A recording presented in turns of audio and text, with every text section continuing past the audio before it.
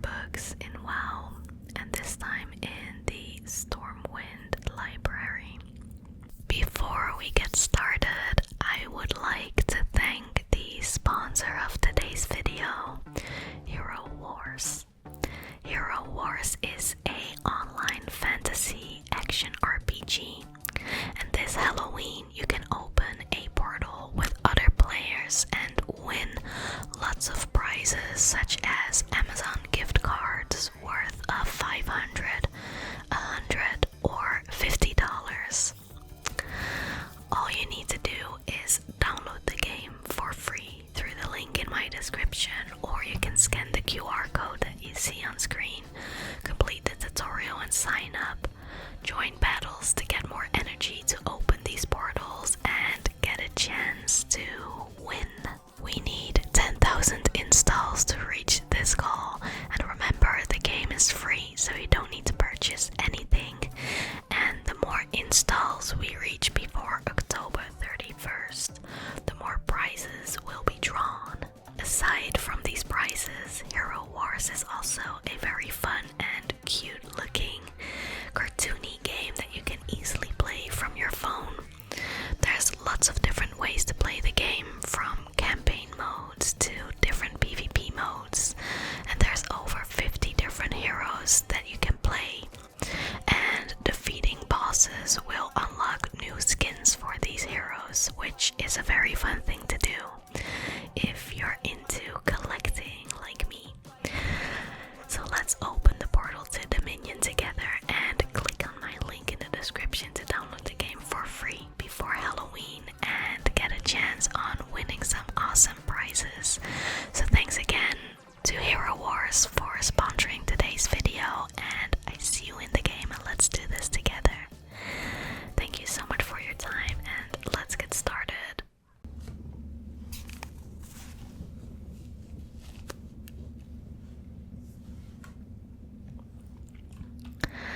So I'll have to turn on my interface for this today. I'll close this a bit for you guys. So it's a stormy day in Stormwind, surprisingly. I am going to walk to the library first, which is over here, and I hope I still remember which books I read last time in Ironforge. If you haven't seen that video yet, don't forget to check it out. I read quite a few books in the Ironforge library as well. I hope they're not all the same. Alright. Seems like some of them are a bit different. There's not too many, but there's still quite a few. Okay, I'm just gonna pick something. Okay, I'm going to start with this book, The Guardians of Tirisfal.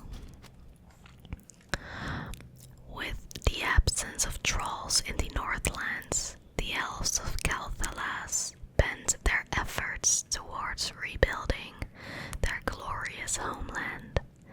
The victorious armies of Arathor returned home to Southlands of Strom. The human society of Arathor grew and prospered, yet Thoradin, fearful that his kingdom would splinter apart if it overextended itself, maintained that Strom was the center of the Arathorian Empire.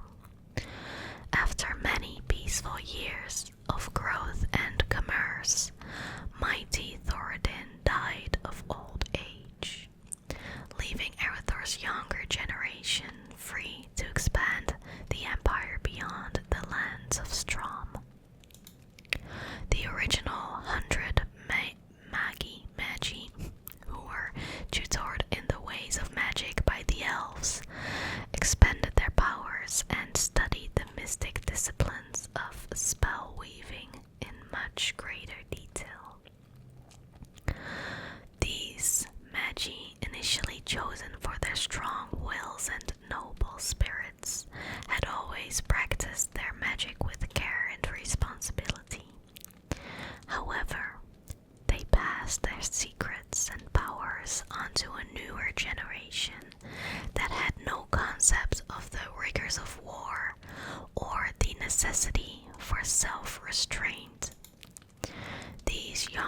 magicians began to practice magic for personal gain rather than out of responsibility towards their fellows.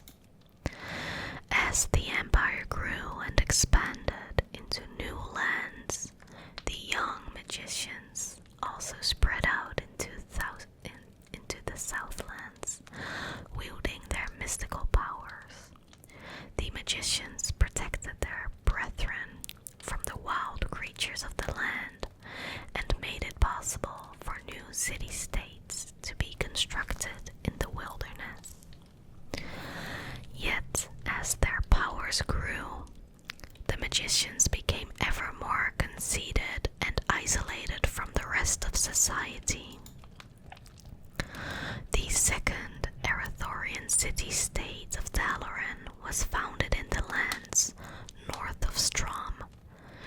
Many fledgling wizards left the restraining confines of Strom behind and traveled to Dalaran, where they hoped to use their new powers with greater freedom. These magicians used their skills to build up the enchanted spires of Dalaran and reveled in the pursuit of their studies. The citizens of Dalaran tolerated the magicians' endeavors and built up a bustling economy under the protection of their magic-using defenders. Yet, as more and more magicians practiced their arts, the fabric of reality around Dalaran began to weaken and tear. The sinister agents of the Burning Legion, who had been banished when the Well of Eternity collapsed, were lured back into the world by the heedless spellcasting of the magicians of Dalaran. Though these relatively weak demons did not appear in force, they did sow considerable confusion and chaos within the streets of Dalaran. Most of these demonic encounters were isolated events, and the ruling magocrats did what they could to keep such events hidden from the public. The most powerful magicians were sent to capture the elusive demons, but they often found themselves hopelessly outmatched by the lone agents of the mighty Legion. After a few months, the superstitious peasantry began to suspect that their sorceress rulers were hiding something terrible from them. Rumors of revolution began to sweep through the streets of Dalaran as the paranoid citizenry questioned the motives and practices of the magicians they had once admired. The magocrats, fearing that the peasants would revolt and that Strom would take action against them, turned to the only group they felt would understand their particular problem: the elves. Upon hearing the magocrats' news of demonic activity in Dalaran, the elves quickly dispatched their mightiest wizards to the human lands. The elven wizards studied the energy currents in Dalaran and made detailed reports of all demonic activity that they beheld.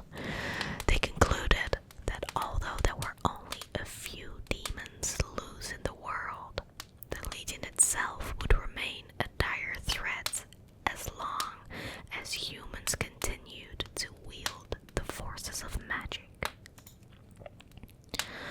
The Council of Silvermoon, which ruled over the elves of Calthalas, entered into a secret pact with the magocrat lords of Dalaran.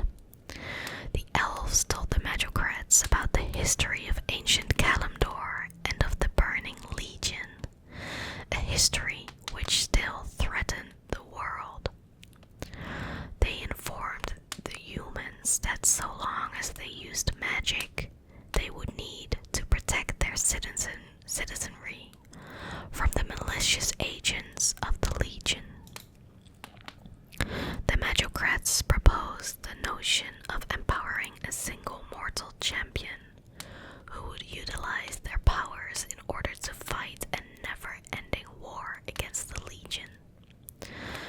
was stressed that the majority of mankind could never know about the Guardians or the threat of the Legion for fear that they would riot in fear and paranoia. The elves agreed to the proposal and founded a secret society that would watch over the selection of the Guardian and help to stem the rise of chaos in the world. The society held its secret meetings in shadowed Tirisfal glades, where the High Elves had first settled in Lordaeron. Thus, they named the secret the Guardians of Tirisfal. The mortal champions who were chosen to be guardians were imbued with incredible powers of both elven and human magic. Though there would only ever be one guardian at a time, they held such vast power that they could single-handedly fight back the Legion's agents wherever they were found in the world. The guardian power was so great that only the Council of Tirisfal was allowed to choose potential successors to the mantle of guardianship.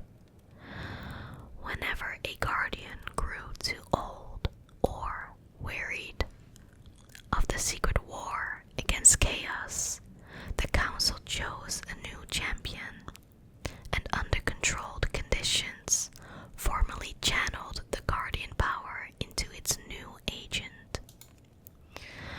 As the generations passed, guardians defended the masses of humanity from invisible threat of the burning legion throughout the lands of Arathor and Calthalas. Arathor grew and prospered while the use of magic spread throughout the empire. Meanwhile, the guardians kept careful watch for signs of demonic activity.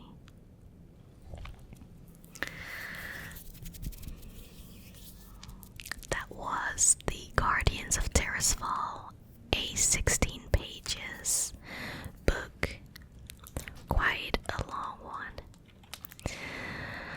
I'm actually quite cozy here, so I'm going to read another book, The Aftermath of the Second War. I haven't read that one yet. Alright, there we go.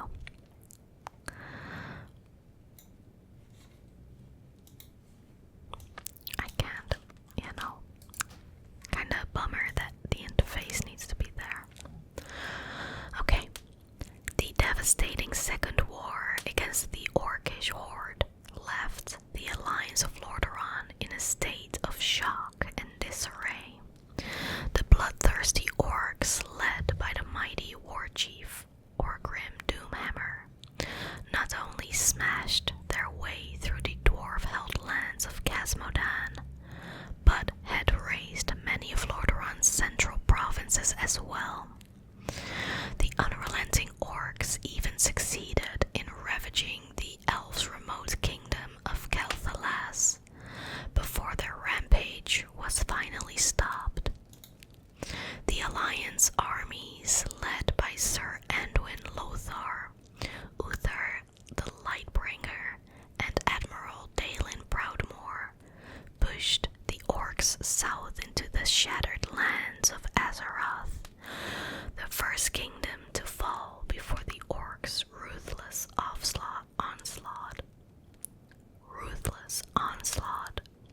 The Alliance forces under Sir Lothar managed to push Doomhammer's clans out of Lordaeron and back into the orc-controlled lands of Azeroth.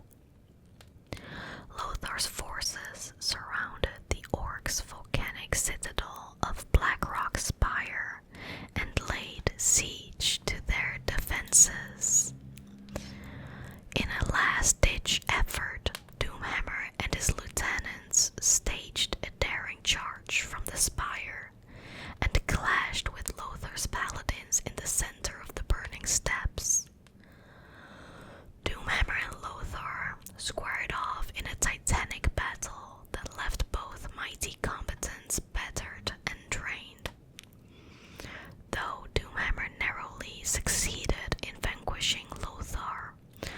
great hero's death did not have the effect the war chief had hoped for. Turalian, Lothar's most trusted lieutenant, took up Lothar's blood-stained shield and rallied his grief-stricken brethren for a vicious counterattack. Under the ragged standards of both Lordaeron and Azeroth, Turalian's troops slaughtered the bulk of Doomhammer's remaining forces in a glorious but terrible rout. There was nothing left for the ragged, scattered orc survivors but to flee to the last standing bastion of orcish power, the Dark Portal. Turalian and his warriors chased the remaining orcs through the festering swamp of sorrows and into the corrupted, blasted lands where the Dark Portal stood.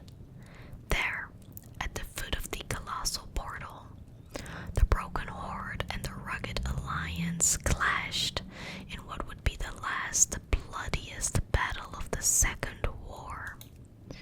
Outnumbered and driven mad by the curse of their bloodlust, the orcs inevitably fell before the wrath of the Alliance.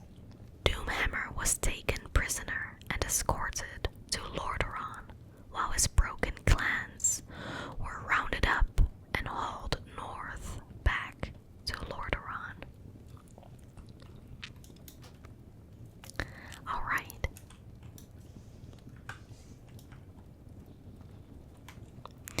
Time to find our next book. Just gonna have a little walk here and see what I can find on this table. Beyond the Dark Portal. I'm pretty sure I didn't read that. Okay. Only a few months after Netherguard's completion, the energies of the Dark Portal coalesced and opened up a new gateway to Draenor. The remaining orc clans under the leadership of Elder Shaman Ner'zhul charged forth into Azeroth once again. Intent on stealing a number of magical artifacts that would increase Ner'zhul's power, the orcs planned to open up new portals in Draenor that would allow them to escape their doomed red world forever. Convinced that Ner'zhul was planning a new offensive against the Alliance, King Terenas of Lordaeron sent his army into Draenor to end the orcish threat once and for all. Led by Khadgar and General Turalian, the Alliance forces clashed with the orcs across the burning landscape, even with the aid of the elven ranger Ilaria. The dwarf Cordran and the veteran soldier Danath, Khadgar was unable to prevent Ner'zhul from opening his portals to other worlds. The tremendous magical storms caused by the portal's converging energies began to tear the ravaged world apart. Ner'zhul, followed only by his most trusted servants, managed to escape through one of the portals at Khadgar, as Khadgar fought desperately to return his comrades to Azeroth. Realizing that they would be trapped on the dying world, Khadgar and his companions selflessly decided to destroy the Dark Portal, so that Azeroth would not be harmed by Draenor's violent destruction. By all accounts, the heroes were successful in destroying the portal and saving Azeroth. But whether or not they escaped to death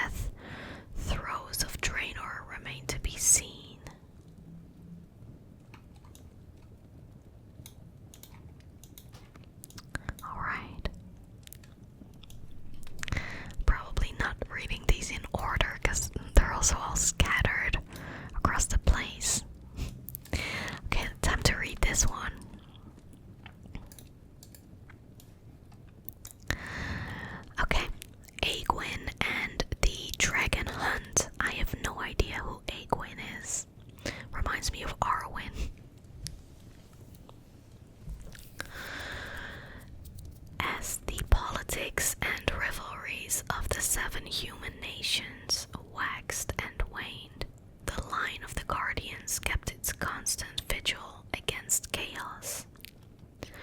There were many Guardians over the years, but only one ever held the magical powers of Tirisfal at any given time. One of the last Guardians of the Age distinguished herself as a mighty warrior against the shadow. Egwin, a fiery human girl, won the approbation of the Order and was given the mantle of guardianship. Egwin vigorously worked to hunt down and eradicate demons wherever she found them, but she often questioned the authority of the male-dominated Council of Tirisfal. She believed that the ancient elves and elderly men who presided over the council were too rigid in their thinking and not far-sighted enough to put a decisive end to the conflict against chaos. Impatient with lengthy discussion and debate, she yearned to prove herself worthy to her peers and superiors, and as a result, frequently chose valor over wisdom in crucial situations.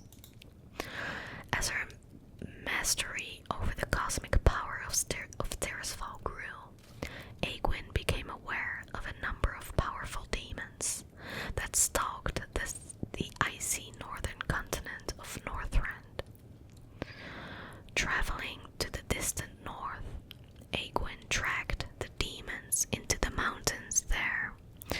She found that the demons were hunting one of the last surviving dragonflights and draining the ancient creatures of their innate magic.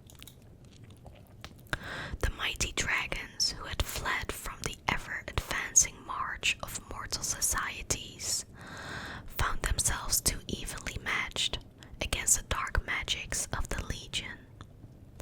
Egwin confronted the demons, and with the help from the noble dragons, eradicated them. Yet, as the last demon was banished from the mortal world, a great storm erupted throughout the north. An enormous dark visage appeared in the sky above Northrend. Sargeras, the Demon King and Lord of the Burning Legion, appeared before Egwin and bristled with hellish energy. He informed the young guardian that the time of Tirisfal was about to come to an end, and that the world would soon bow before the onslaught of the Legion. The proud Egwin, believing herself to be a match for the menacing god, unleashed her powers against Sargeras' avatar. With disconcerting ease, Egwin battered the demon lord with her powers and succeeded in killing his physical shell. Fearing that Sargeras' spirit would linger on, Egwin locked the ruined husk of his body within one of the ancient halls of the Kalimdor that had been blasted to the bottom of the sea when the Well of Eternity collapsed. Egwin would never know that she had done exactly as Sargeras had planned. She had inadvertently sealed the fate of the mortal world. For Sargeras, at the time of his corporeal death, had transferred his spirit into Egwin's weakened body. Unbeknownst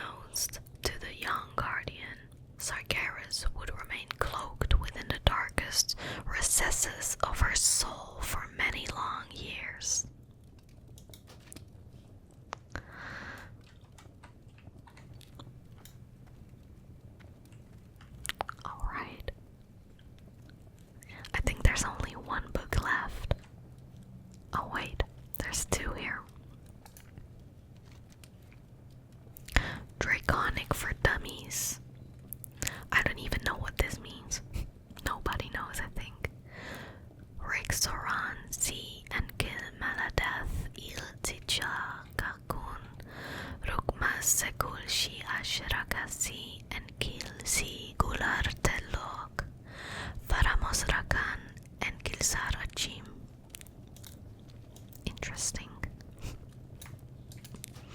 Okay, this is the last one. The Kaldorai and the Well of Eternity.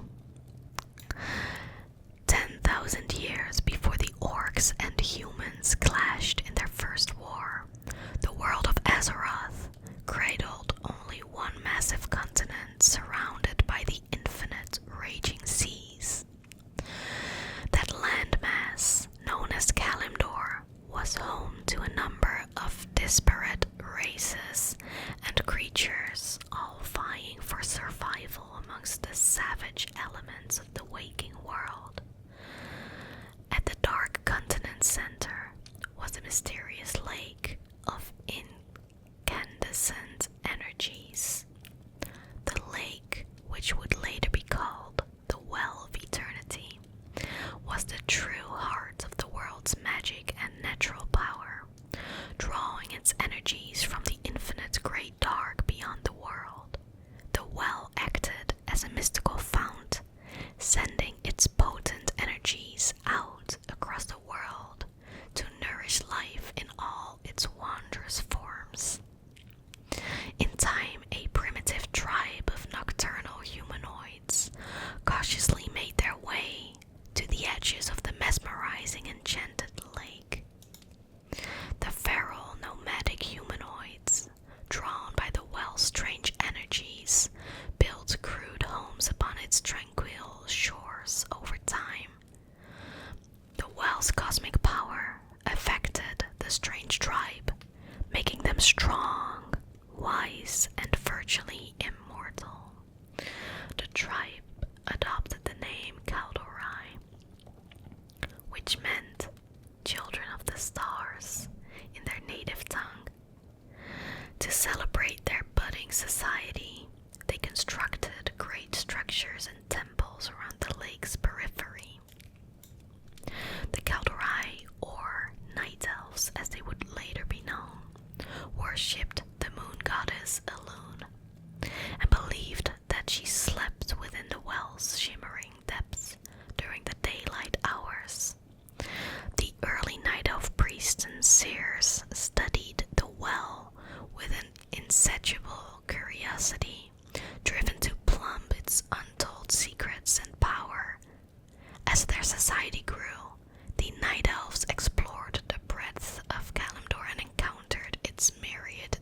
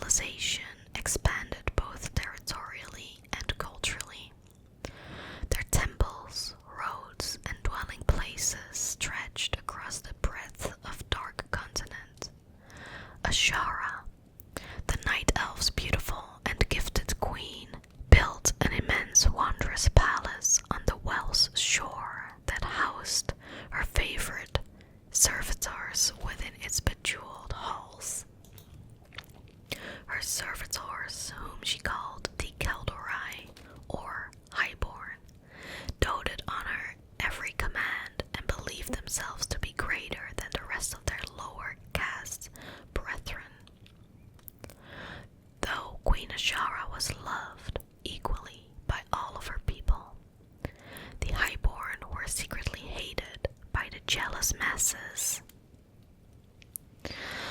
Sharing the priest's curiosity towards the Well of Eternity, Ashara ordered the educated Highborn to plumb its secrets and reveal its true purpose in the world. The Highborn buried themselves in their work and studied the well ceaselessly. In time, they developed the ability to manipulate and control the well's cosmic energies. As their reckless experiments progressed, the Highborn found that they could use their newfound powers to either create or destroy at their leisure. The hapless Highborn